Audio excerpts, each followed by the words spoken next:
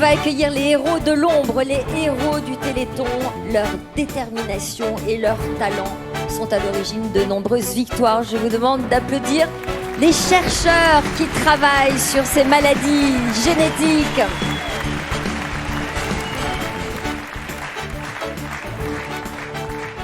Quand j'ai commencé ma carrière de scientifique, si on m'avait dit qu'un jour on sauverait des enfants atteints d'amyotrophie spinale de type 1, je pense que j'y aurais pas cru. J'y aurais pas cru alors même que je suis scientifique. Ce qui a été fait là, il faut s'en rendre compte, c'est une maladie extrêmement difficile. C'est une maladie qui emporte les enfants avant l'âge de 2 ans. C'est une maladie qui était considérée comme totalement incurable. Et aujourd'hui, il y a 60 enfants en France qui ont reçu le même traitement que Lucie. Il y en a 2300 à travers le monde. Et on voit les enfants rentrer à l'école, on voit les enfants souffler leur bougie d'anniversaire. C'est le fruit d'un effort collectif. Je pense que les donateurs peuvent être fiers du travail qu'ils nous ont permis de faire. Les familles aussi, dans leur ténacité. Jules, qui nous rejoint debout. Jules a bénéficié d'un traitement qui est expérimental, ce n'est pas encore un médicament. On a travaillé pendant de nombreuses années, on a été nombreux à y croire.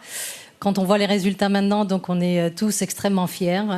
Je pense qu'on peut dire que c'est une formidable aventure scientifique, médicale et humaine. On a montré avec ce projet que la thérapie génique pour une maladie aussi grave et aussi sévère comme la myopathie multitubulaire est possible.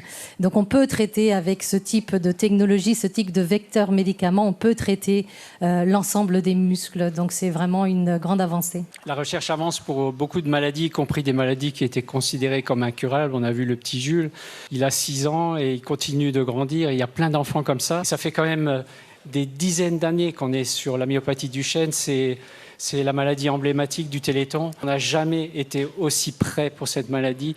Il y a plusieurs essais dans le monde.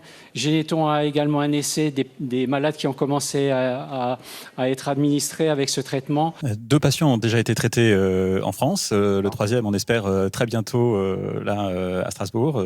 Ça fera le 2e patient qu'on traite. C'est vraiment une révolution. On dit souvent c'est comme la pénicilline, c'est comme les premiers antibiotiques. Enfin, mais c'est vraiment aujourd'hui que ça se passe. Et c'est, il faut le dire, vraiment grâce au Téléthon. Nous, notre seul objectif, c'est de trouver, c'est pas simplement que de chercher. Et lorsqu'on connaît les familles et lorsqu'on connaît leurs attentes, nous, ça nous pousse à nous dépasser, ça nous pousse à chercher plus loin et à chercher plus fort, plus vite.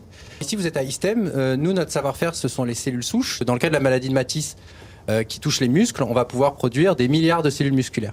Et on va pouvoir comparer des cellules malades, des cellules non malades, pour essayer de comprendre pourquoi sa maladie se développe.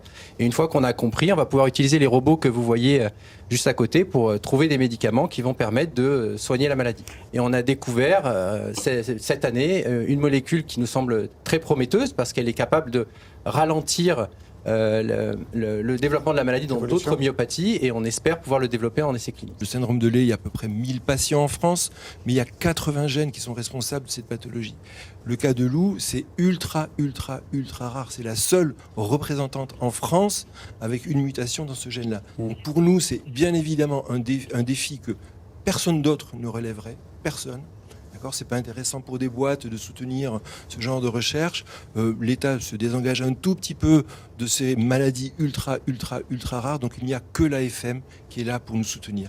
Donc je pense que le défi est extrêmement noble. On a envie d'y répondre. On a envie de travailler ensemble pour arriver à une solution thérapeutique qui bénéficiera à beaucoup d'autres patients. Aujourd'hui, on a montré que la thérapie génique pouvait fonctionner. On voit Victoire, on voit tous les autres enfants qui ont reçu le traitement. Et donc, on a suscité l'espoir non seulement pour les enfants atteints de ces maladies-là, mais pour toutes les autres pathologies génétiques. Et donc, notre objectif, il est plus de pathologies, plus de traitements pour plus de pathologies et plus de patients. Donc, c'est vraiment ça l'enjeu des mois et des années à venir, c'est pouvoir démarrer plus d'essais cliniques. Ces victoires qui sont aujourd'hui là et grâce aux pionniers et qui sont nos exemples dans le laboratoire, nous, ça nous motive évidemment. Et puis l'espoir que les familles mettent aussi dans nos travaux, c'est ce qui fait qu'on travaille tous les jours avec une cause. On se lève le matin, on sait exactement pourquoi on va au travail. C'est fantastique de voir enfin des traitements. Mais croyez-moi, il y a encore beaucoup de travail. Et nous, ici, on n'est jamais contents. On cherche toujours et c'est notre travail. Et pour chercher, il faut beaucoup d'argent. C'est un vrai partenariat entre, en effet, les familles, les chercheurs. C'est aussi un pacte de confiance. Un pacte de confiance que l'on fait les uns avec les autres. Et ce pacte de confiance, c'est aussi avec les donateurs. Et vous qui nous avez fait confiance il y a 35 ans de cela, qui continuez à faire confiance notamment à toute cette nouvelle génération dont on attend tant, parce qu'en effet, des premières maladies ont tracé la voie, mais il y en a encore tellement d'autres qui attendent vraiment. On a besoin, ils ont besoin de vous. On compte sur vous, les enfants comptent sur vous. Pour eux, il y a urgence.